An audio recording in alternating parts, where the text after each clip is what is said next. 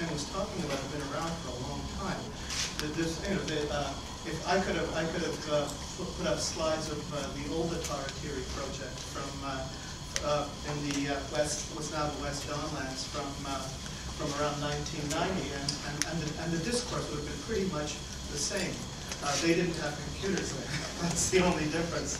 And they didn't have Photoshop, and they weren't able to make the kind of wonderful models. I also think that what's happened since is that the kind of level of public space and ambition in the building is being carried forward in a kind of swagger now that is actually quite remarkable. That's been quite positive. So in all of this, I think I really can't address that because it's being done well. And the stuff is happening. There's two issues that I could ask questions about. One is ecological, and the other is economic. And I'll start with the ecological one first, maybe because it's more precise. And I go back to my own experience with a project that we did in Kitchener, circa about 97, about 10 years ago, which was an ecosystem project that was done for the southwest area of Kitchener. And it was using the same kind of approach that you've done that you used for the challenge of the dawn. What was interesting there was that it was easy to conceive of the ecologies, and it was almost easy to conceive of how they could be built. You just have to send in the bulldozers, the guys with the trucks. They'll reshape the ground.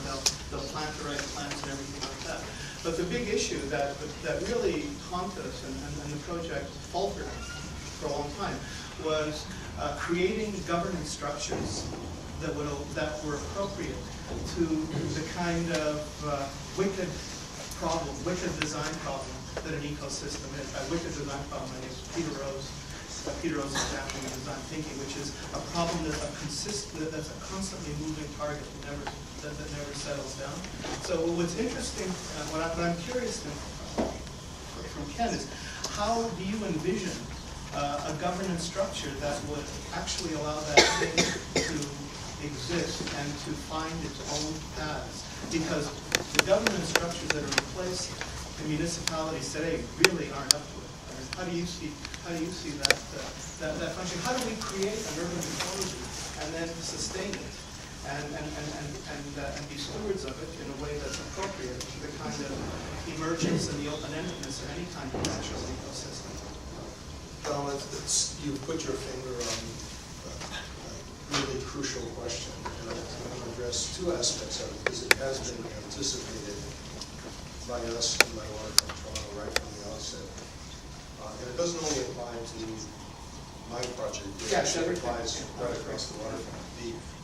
The quality and extent of public space that we are creating now on the Toronto waterfronts is beyond the capabilities of the city's normal capacity to fund, maintain, to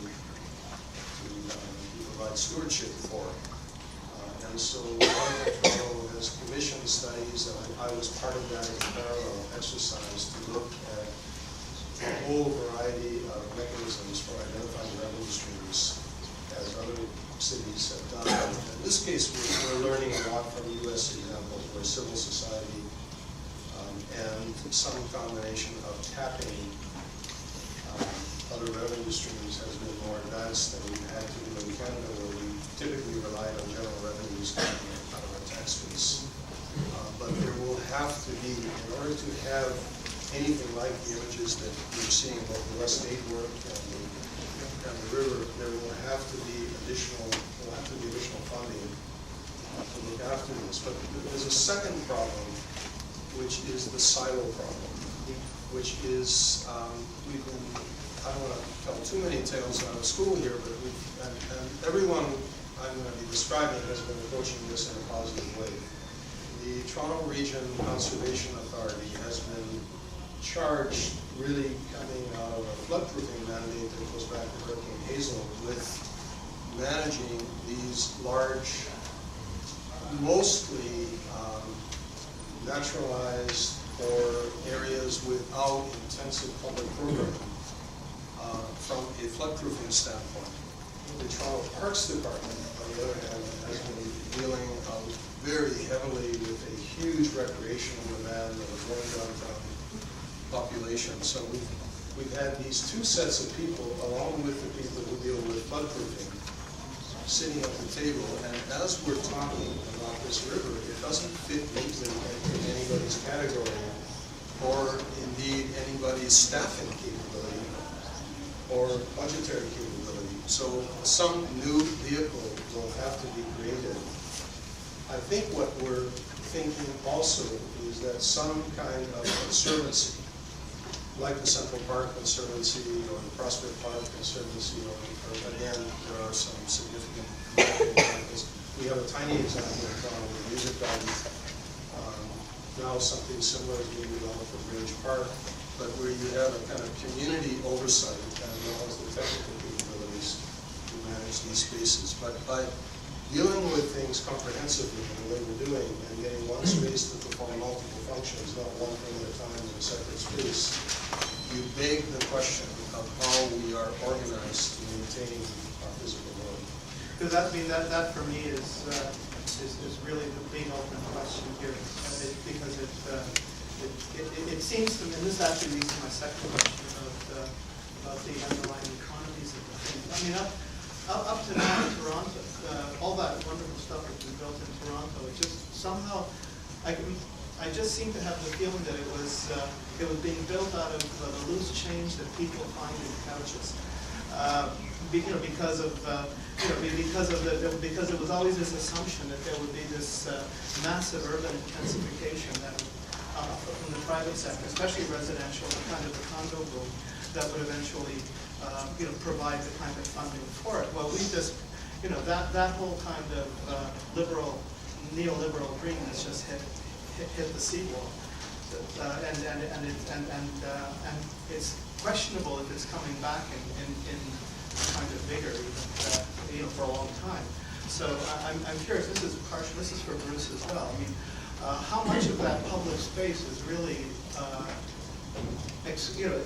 much of that public space was expected to be funded and paid for by development charges, things like that? No, it's not even by development charges. I mean, this is where I said it's not a parallel universe, it's separate.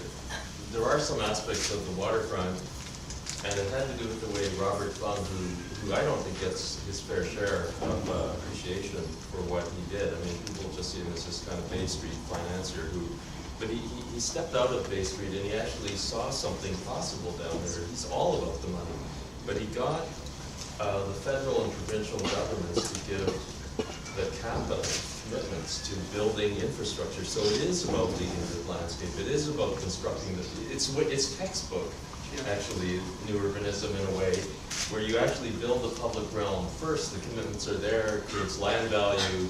Then you do the precinct plans, and they will come. They didn't expect this recession, because now, the proposal call on the East Bayfront has been delayed twice now, because the developers who are coming from Australia and coming from the United States, have taken a step back. But the stuff that I showed is funded. Like every time West State comes to town, my biggest fear is they'll pull the plug on, like in a classic Toronto way, we will build 2 out of the 5 bridges, or one of the heads of the steps, and it won't mean a damn thing if that's what we do. Because I think the beauty of their project is the continuity. It may be the saving grace for the waterfront, the continuity of the double row trees, and the continuity. I think little kids will come down to the waterfront and want to cross over all of those bridges. They're going to be huge photo ops. If you only have one, it's just not a system anymore. So I'm pushing really hard. Like I've been telling Waterfront Toronto, there's the one thing that you've got to get right. Get that project right, because it'll help the central portion. The next one is Ken's project, which is, in my mind, a kind of, it's actually a major, we sit at the panel and we're looking at this project, and we can't believe we're looking at this project. Because unlike the Atari thing, this thing is like really big. It's really dealing with, a watershed of 800,000 people right up into Don Mills, and so it's really it's had the floodplain issue, but it's actually It's amazing. Sometimes we say, wow, we just looked at this